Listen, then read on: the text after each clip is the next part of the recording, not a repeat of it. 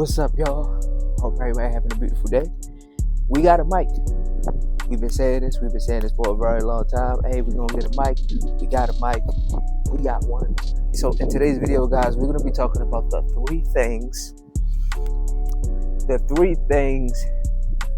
three gems rather, that was in this new Spider-Man movie that applies to my life, your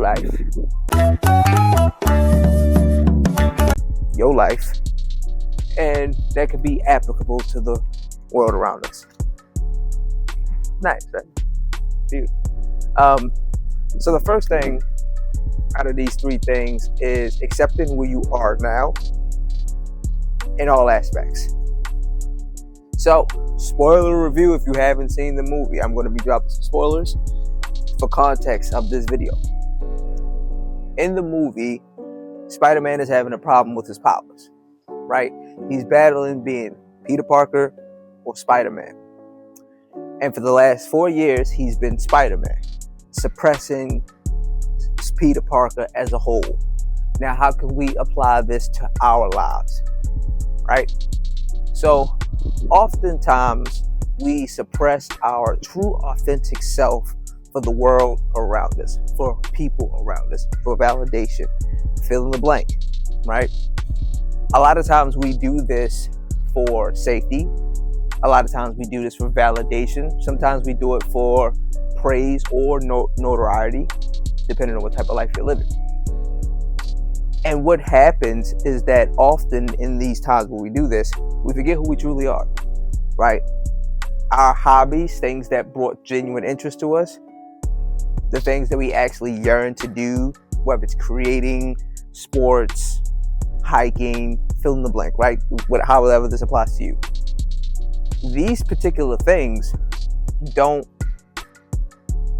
while we yearn for them, we kind of lose interest in them, as if we never did these things at all, you know? Giving myself, for example, I love hiking. I love fitness. I'm not a fitness nut. You get what I'm saying? Pause.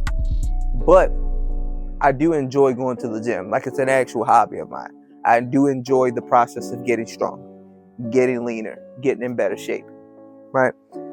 Tracking my macros, making sure I'm not overeating, because I appreciate my health. So as a result of appreciating my health and my physique, I tend to enjoy these things more. But there's an aspect of that one could say is me not being my true self, right? You could say that. One could say that, even though that's not the case. But looking at it from an outside in, it can be looked at that way. And the reason I use this particular example is because a lot of people work out for chauvinistic reasons, right? Had to reel myself back into the conversation. I was drifting. Maybe drifted a little bit.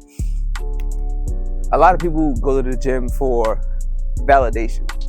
I go to the gym because when I was 22 years old, right, had about a 40-inch waist, overweight, unemployed, and I had a mild stroke.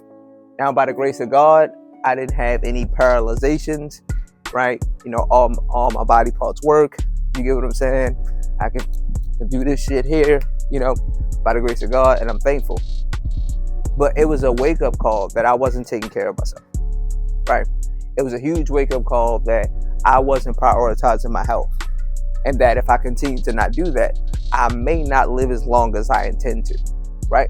Because even though God ultimately knows when I'm going to go home, there are consequences to our actions, hence the point of free will. So that's the first take of this video: acceptance.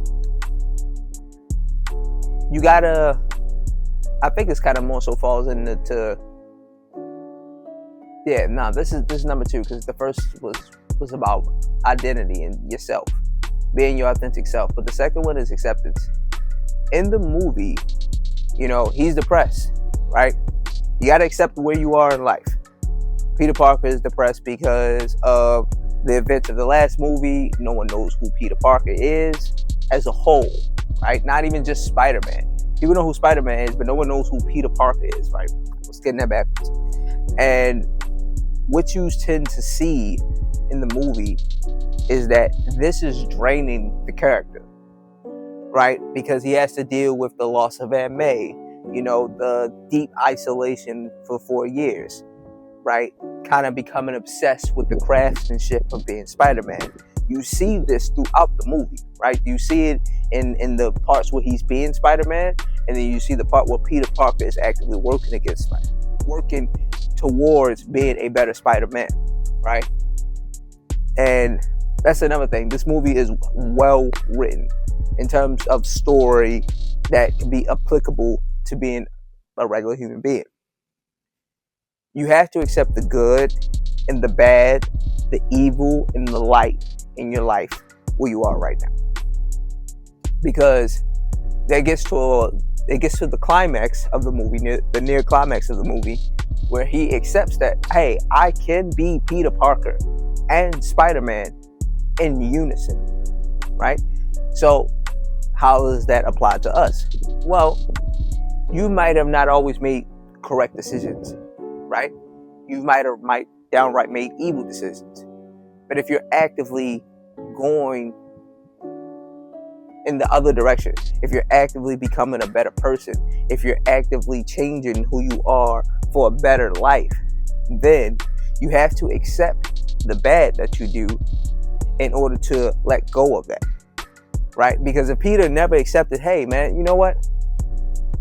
I can be Spider-Man and Peter Parker at the same time. If he didn't accept that, the arachnid DNA would have just taken him over and he'd have been Spider-Man, but on a whole, more like man spider type of, if you know the comics, he'd have been a more man spider-esque Spider-Man than the friendly neighborhood Spider-Man. He'd have more than likely been a vigilante, right? Or an anti-hero, depending on which way you move with that. And that's where that acceptance came in. He had to accept the fact that, okay, all these things are going wrong, right? Married MJ and my man's Ned out the picture. Aunt May's gone. Uncle Ben is gone, right? All of these people, Iron Man's gone, right? All of these people who I've once known and cherished, a lot of them have passed away. And then for the default ladder, they don't know who I am, right? And he had to accept this in order to move on. He had to accept the fact that, okay, there was some bad things that has happened and bad things that are currently happening in my life right now. But in order for me to unify with myself, I have to accept these things and move forward. Now, you can apply this to anything that you're going through in life, right? Let's say you're not good at a sport, but you've only done the sport a handful of times out of your life. You're probably not going to be that good at it. It's really just math when it comes to skill acquisition. And the third biggest one, in my opinion, of the movie that really, spoke to me, right? That really spoke to me is that life is going to continue to happen, right? In those 4 years, time still went on. Mary Jane, MJ, Ned, they still lived their lives. So you got to live your life. They were still living their lives even though he was low-key stalking them, or high-key. You know what I'm saying? He was stalking them, just, but not in a malicious way, but just, hey, what they got going on? Are they okay? What's going on with their life? He remembers them, but they don't remember him, So he's still attached to these people. And it gets to a point where there was a realization where, he had to realize, okay, that was...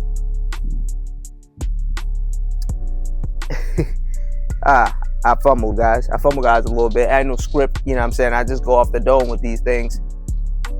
But there was a point in the movie where MJ and Peter Parker, there was a confrontation.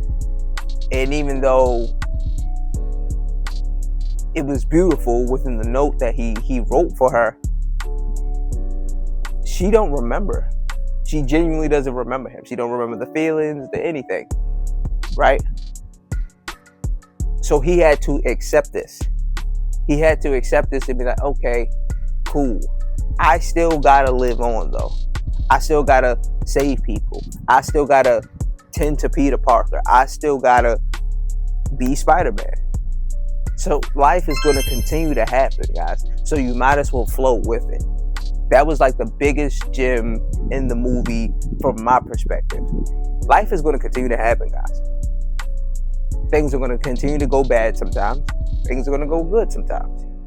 Some days may just be straight up boring, right? But it's going to continue to happen. So you might as well flow with it anyway. Oftentimes we try to fight what's going on. Oh, I don't like this, so let me try to change it. Some things can't be changed. And that's not necessarily a bad thing. So be open when you go see the movie. I highly recommend you go see it. If you're a person like me who's very introspective, right? And I don't like to use the term empath. I'm probably an empath. I don't care about the labels of things in that regard, right? I just care about being a better me and helping people through my life experience. I definitely recommend you guys check out the film. It was a great movie. It had a lot of great gems in it. And these are the 3 takeaways, man. Accepting life. Acceptance. Whether that's life as a whole, where you're at, right? Life continues. Life is going to continue on. It's going to continue on, so you might as well continue with it. And obviously, the first one, I said these out of order. Being your authentic self, right? Finding you in the chaos and the madness, and coming back to you again, right? So this has been your boy Aussie, man. Welcome back. It's your host, man. Like I said, we got the mic, man. I know y'all guys was probably like, man, the mic. Even said that first.